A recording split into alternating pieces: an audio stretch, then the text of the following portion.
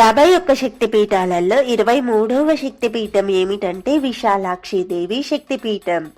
ఈ శక్తిపీఠం గురించి 18 శక్తిపీఠాలలో తెలుసుకున్నాం కాబట్టి ఇప్పుడు మరొక శక్తిపీఠం గురించి తెలుసుకుందాం. 51 శక్తిపీఠాలలో 24వ శక్తిపీఠం ఏమిటంటే కన్యాకుమారి శర్వాణి దేవి శక్తిపీఠం.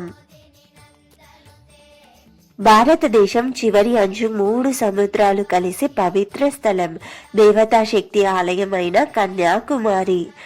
ఈ దివ్య భూమిలోని కుమారి అమ్మవారి ఆలయ ప్రాంగణంలోనే ఉంది ఒక శక్తివంతమైన పీఠం. సతీదేవి వీపు భాగం పడి ఏర్పడిన శర్వాణి శక్తిపీఠం. ఇక్కడ అమ్మవారు శర్వాణి దేవి, భైరవుడు నీమిషుడు.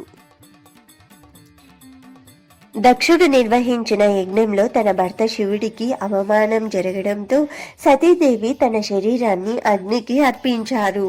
శివుడు దుఃఖంతో ఆమె దేహాన్ని మోస్తూ ప్రపంచమంతా సంచరించారు. విష్ణుమూర్తి సుదర్శన చక్రంతో సతీదేవి శరీరాన్ని భాగాలుగా చేశారు. ఆ భాగాలు పడిన చోట్లే శక్తిపీఠాలు ఏర్పడ్డాయి. కన్యాకుమారిలో పడింది సతీదేవి వీపు భాగం. అందుకే ఇక్కడ అమ్మవారు శర్వాణి రూపంలో పూజలు స్వీకరిస్తారు. శర్వాణి దేవి రూపం అచంచల శక్తి, ధైర్యం, రక్షణకు సంకేతం. ఈ ఆలయం కన్యాకుమారి దేవాలయ సముదాయంలోని భద్రకాళి దేవాలయం దగ్గర ఉంది. ఇక్కడ అమ్మవారి శక్తి తమిళనాడు, కేరళ సరిహద్దుల మీదుగా భక్తుల జీవితాల్లో వెలుగు నింపుతుంది. అలల శబ్దాలు, సముద్ర గాలి, ఆలయ గుమ్మం నుండి వచ్చే దైవీయ శక్తి, ఇవి అన్నీ కలిసి ఈ శక్తిపీఠాన్ని అద్భుతంగా మారుస్తాయి. కన్యాకుమారి అమ్మవారు పరమశక్తి రూపం. అక్కడ అమ్మవారు ఉన్న ప్రాంగణంలోని శర్వాణి శక్తిపీఠం ఉండటం ఈ ప్రదేశం ప్రాణశక్తిని మరింత పెంచుతుంది.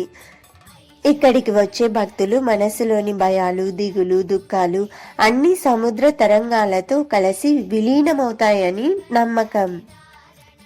భైరవుడు నీమిషుడు అర్థం ఏమిటంటే క్షణాల్లో స్పందించే దేవుడు అని అర్థం.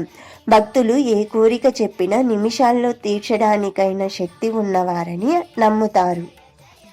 శర్వాణి శక్తిపీఠాన్ని దర్శించిన భక్తులకు భయనాశనం, శరీర రోగ నివారణ, దూర ప్రయాణాల్లో రక్షణ, కుటుంబ శాంతి, ధైర్యం, సంకల్ప బలం లభిస్తాయని విశ్వాసం. శర్వాణి అమ్మవారిని స్మరించినా సరిపోతుంది. మనసులో వెలుగు, ధైర్యం, శాంతి నింపుతారు. ఓం శ్రీ మాత్రే నమః.